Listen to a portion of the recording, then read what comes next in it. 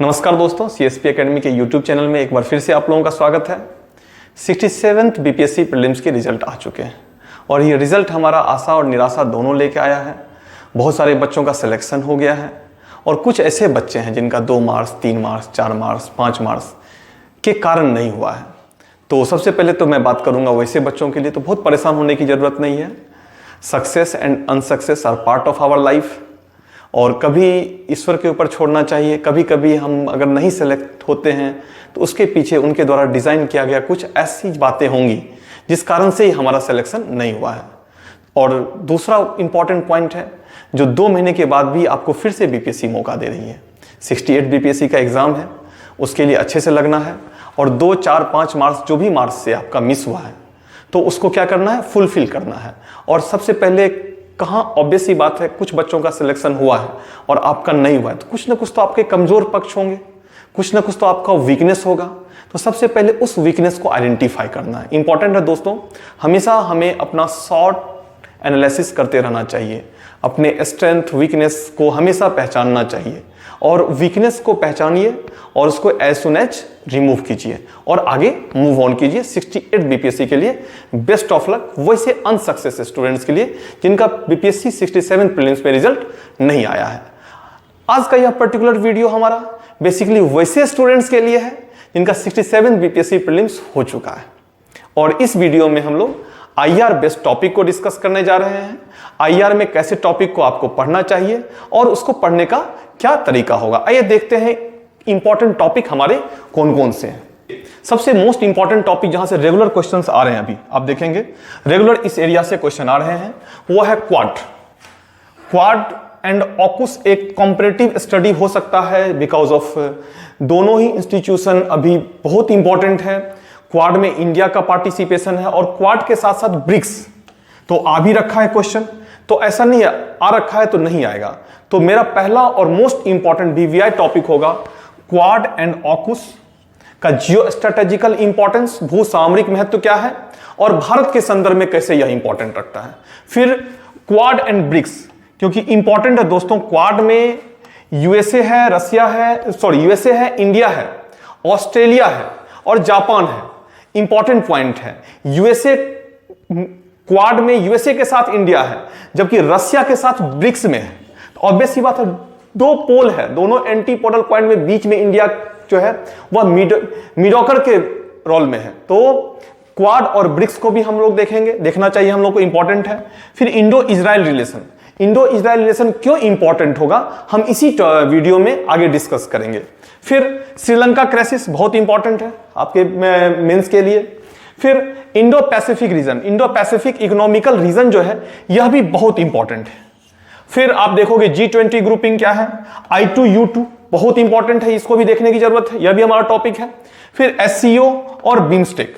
तो इस तरह से ये सारे टॉपिक इंपॉर्टेंट है। अपार्ट ऑफ टॉपिकों के अलावा हमारे पास है रसिया और यूक्रेन वार, और रसिया और यूक्रेन वार में बेसिकली इसका इकोनॉमिकल कंसर्न, आर्थिक संदर्भ और भारत पर पड़ने वाला इसका आर्थिक प्रभाव, और दूसरा इसका भू सामरिक इंपॉर्टेंस। आप रसिया और यूक्रेन वार जो है यह बहुत इंपॉर्टेंट है। जो प्रीवियस एग्जाम हुए हैं बीपीएससी के रिसेंटली, उससे क्वेश्चन रिपीटेड क्वेश्चन 2 बार आ चुका है। और साथ ही साथ जिन बच्चों का ज्योग्राफी ऑप्शनल पेपर है, अगर आप पेपर 1 में 2nd यूनिट का हर्टलैंड और रीमलैंड थ्योरी लिखते हैं, उपांत स्थल सिद्धांत लिखते हैं, तो रसिया और यूक्रेन वार को वहां से भी आप कनेक्ट कर सकते हैं। रसिया और यूक्रेन वार का एग्जांपल वहां पे भी आप पेस्ट कर सकते हैं, तो इंपॉर्टेंट है। फिर 12th मीटिंग ऑफ WTO के 12th मीटिंग में क्या क्या आउटपुट निकल के आया है और क्या क्या चीजें होने वाली हैं और क्या क्या चीजें हुई हैं।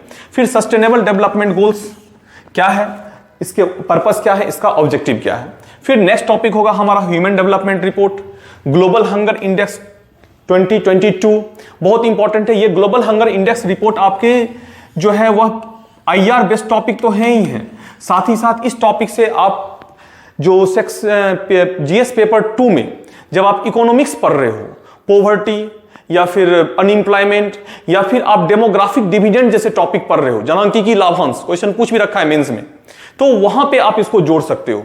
यहां से आपके कुछ फैक्ट्स और पॉइंट्स निकल के उस टॉपिक में आपके मेंस के आंसर राइटिंग टाइम में यूज हो सकते हैं। फिर वर्ल्ड हैप्पीनेस रिपोर्ट 2022, फिर world press freedom report 2022 important है, ग्लोबल जेंडर गैप इंडेक्स 2022, इस तरह से कुछ इंपॉर्टेंट टॉपिक है। इसके अलावा भी कुछ टॉपिक होंगे, जैसे सेंट्रल एशिया ट्रांसपोर्टेशन सिस्टम है यार, बहुत सारी टॉपिक ऐसे हैं जहां पे कि आपको देखने की जरूरत है। India and it's neighbour country based relationship भी आपके लिए इंपॉर्टेंट है। अब इन सब टॉपिक को हम लोग कैसे देखेंगे, तो मैं कुछ इसका मॉडल आपके साथ शेयर करना चाहूंगा। देखिए, क्वाड और ऑकुस को किस तरीके से आप पढ़ेंगे, क्या तरीका होगा आपका पढ़ने का। सबसे पहले क्वाड का लास्ट समिट कहां हुआ है, उस समिट के क्या क्या आउटपुट हुए हैं।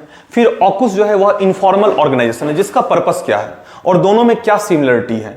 फिर आप देखेंगे क्वाड के जो मेंबर कंट्रीज हैं, इंडिया है, यूएसए है, जापान है, ऑस्ट्रेलिया है, ये 4 मेंबर कंट्रीज हैं। और इंपॉर्टेंट है दोस्तों, ये क्वाड मेंबर कंट्री ही मालाबार एक्सरसाइज जो है हमारा इंडिया ऑर्गेनाइज करती है, मालाबार एक्सरसाइज, और मालाबार एक्सरसाइज में यही चारों मेंबर पार्टिसिपेट करते हैं, जो हमेशा से डिस्प्यूटेड एक्सरसाइज रहा है। यहां पे इसको भी जोड़ने की जरूरत है। और फिर इसी में से कुछ कंट्री जैसे यूनाइटेड किंगडम, ऑस्ट्रेलिया और यूएसए ऑकस के मेंबर हैं, तो ऑब्वियस सी बात है इसमें इंडिया की भूमिका जो है वह महत्वपूर्ण है, इस संदर्भ में देखने की जरूरत है। लेकिन इसके कुछ बेसिक्स पॉइंट भी आप देखेंगे, लाइक क्वाड का कोलिशन कब बना है, लास्ट मीटिंग कब हुई है, फिर इसके आउटपुट्स का क्या क्या आए हैं 2022 की जो मीटिंग हुए हैं। जैसे इंडो पैसिफिक रीजन को मल्टीपोलर बनाना, 2022 का यह आउटपुट है। मल्टीपोलर मींस बहुत ध्रुवीय बनाना, अर्थात किसी एक देश के कंट्रोल में नहीं हो, बल्कि सभी भूसामरिक दृष्टिकोण से यह महत्वपूर्ण क्षेत्र है और सभी देश इसका यूज कर पाए। फिर उसके बाद है डिजास्टर मैनेजमेंट के लिए ज्वाइंट एफर्ट, नेविगेशन को free banana, terrorism and corona pandemic, ये सब 2022 में जो पैंडेमिक जो जापान समिट हुआ उसका आउटपुट है। फिर rule based order in Indo Pacific region, rule based order का सीधा सीधा अर्थ हुआ जो इंडो पैसिफिक रीजन में यूएन क्लाउज के रूल को फॉलो करना। United Nation convention on law of the sea हुआ, जिसको चाइना नहीं मानता, चाइना जनरली उसको वायलेट करता है, तो उसको एस्टेब्लिश करना। ये सारी चीजें किसके हैं, क्वाड के ऑब्जेक्टिव हैं। और सेम टाइम ऑकस के भी ऑब्जेक्टिव यही है, जो इंडो पैसिफिक रीजन में जो है वह free trade, Indo Pacific region में जो न्यूक्लियर सबमरीन को शेयर करना, ये सारी चीजें जो है यह इसको क्या करेगा, फ्री करेगा। इसमें जो है भूसामरिक, क्योंकि यह भूसामरिक दृष्टिकोण से महत्वपूर्ण क्षेत्र है और चाइना के एग्रेशन को, चाइना का जो विस्तारवादी नीति है, चाइना हमेशा इंटरनेशनल लॉ का वायलेशन करता है, तो उन सब चीजों पे नियंत्रण स्थापित करेगा। तो इस तरह से क्वाड और ऑकस को देखने की जरूरत है। फिर एक टॉपिक और मैं डिस्कस करना चाहूंगा, एक और टॉपिक से हम लोग समझते हैं। देखिए, श्रीलंका क्राइसिस, श्रीलंका संकट क्या है। तो श्रीलंका संकट का सबसे पहले देखना चाहिए आपको कारण क्या है इसका। तो इसके लिए बहुत सारे फैक्टर रिस्पॉन्सिबल रहे हैं और उसमें से एक कारण है डेब्ट, जो चीन का ऋण भी इसके लिए रिस्पॉन्सिबल रहा। कैसे रहा है, इन सब चीजों को देखेंगे हम लोग। फिर उसका इंपैक्ट क्या पड़ा है, इसका इंपैक्ट ऑब्वियस ही बात है श्रीलंका पे तो पड़ेगा ही पड़ेगा। जो हमारा नेबर कंट्री है इंडिया, जो हमारे ऊपर क्या इसका, भारत पे इसका क्या प्रभाव पड़ेगा और विश्व के अन्य देशों पे क्या प्रभाव पड़ेगा। फिर इस संकट से निपटने के लिए श्रीलंका के द्वारा कौन कौन से उपाय किए गए हैं और इस उपाय में भारत की क्या सहयोग रही है और भारत के सहयोग का भारत के भूसामरिक नीति पर क्या प्रभाव पड़ेगा, जो भारत का जियो स्ट्रेटेजिकल पॉलिसी है उसके ऊपर क्या इंपैक्ट पड़ेगा। देखेंगे, आपने न्यूज में सुना होगा, जो भारत, वहां के कुछ क्रिटिक्स कह रहे थे, कुछ इंटरनेशनल जो ये कंट्रीज हैं जो जियो पॉलिटिक्सल पॉइंट ऑफ व्यू से हमारे लिए कॉम्पिटिटर है, उनका कहना था यह क्राइसिस भारत के द्वारा किया गया है। नहीं, भारत को इसमें ब्लेम किया जा रहा था, जबकि भारत ने इसको कॉपरेट किया है, इस क्राइसिस में श्रीलंका के साथ खड़ा रहा है। तो ऐसी बातें हुई है। तो इंपॉर्टेंट है यह भूसामरिक नीति पर जो प्रभाव पड़ेगा, तो वह क्या पॉजिटिव पड़ेगा, नेगेटिव पड़ेगा, भारत इसको किस दृष्टिकोण से देखता है, इसी को एनालिसिस करने की जरूरत है हमको। तो श्रीलंका क्राइसिस या ऐसे टॉपिक को जब भी पढ़े तो इतने डायमेंशन में आप इसको बांट के तैयार करें।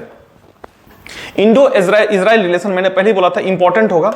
क्यों इंपॉर्टेंट होगा, तो उसके पीछे सबसे मेन रीजन है, जो भारत ने इजराइल को जो मान्यता दी है उसकी 30वीं वर्षगांठ मनाई जा रही है और 30वीं वर्षगांठ 2022 में, तो इसलिए यह इंपॉर्टेंट है। और इसमें एक ज्वाइंट लोगो पब्लिश किया गया है जिसमें इंडिया का अशोक चक्र और डेविड का स्टार, और दूसरा इजराइल के साथ हमारे बहुत अच्छे संबंध हैं।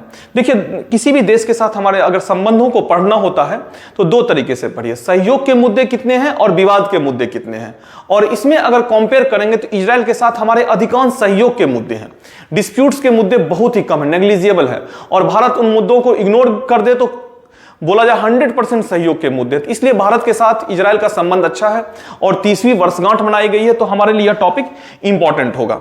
देखोगे सहयोग के मुद्दे में बहुत इंटरेस्टिंग कुछ पॉइंट्स मैं डिस्कस करना चाहूंगा आपके साथ। ये पॉइंट्स हैं जो इजराइल, इंडो इजराइल में टेक्निकल जो कॉपरेशन हो रहा है भारत और इजराइल के साथ। एग्रीकल्चर सेक्टर पे तो हो ही रहा है। एग्रीकल्चर सेक्टर में आप लोगों ने पढ़ा होगा डीप इरिगेशन को लेकर के, sprinkler means renewable source of irrigation, जो सिंचाई का जो रेन्यूएबल सोर्स है उसको लेकर के जो इजराइल के द्वारा टेक्नोलॉजिकल सपोर्ट हो ही रहे हैं। साथ ही साथ एक बहुत इंपॉर्टेंट कोऑर्डिनेशन हो रहा है ज्वाइंट, ये है वो है एनर्जी सेक्टर में।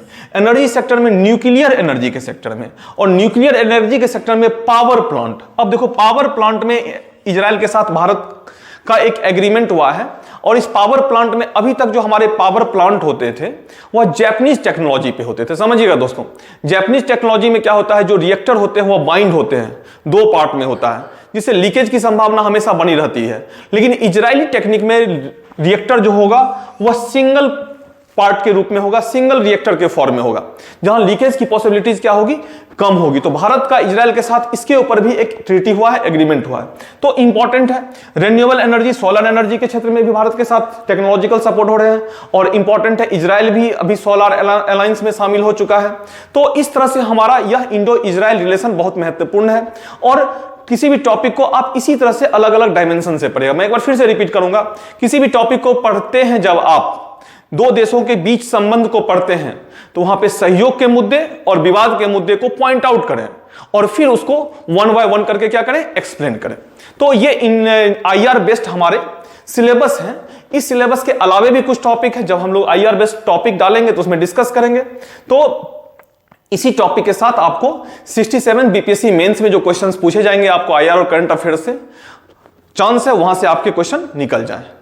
तो इस पर्टिकुलर वीडियो में हम लोग यहां तक ही रखते हैं, और अगले वीडियो में फिर से IR बेस्ड पहला टॉपिक, जो हमारा पहला टॉपिक था वह क्वाड और ऑकुस था, तो उस टॉपिक को हम लोग डिटेल्स में डिस्कस करेंगे। डिटेल्स में उसका मटेरियल आपको प्रोवाइड कराएंगे, ताकि आप उससे मेंस में आने वाले किसी भी तरह के क्वेश्चन को लिख पाएं। तो आज के लिए हम लोग यहीं रखते हैं, और नेक्स्ट वीडियो के लिए फिर से हम लोग इसमें स्टार्ट करेंगे। चलिए, thank you, thanks a lot all of you.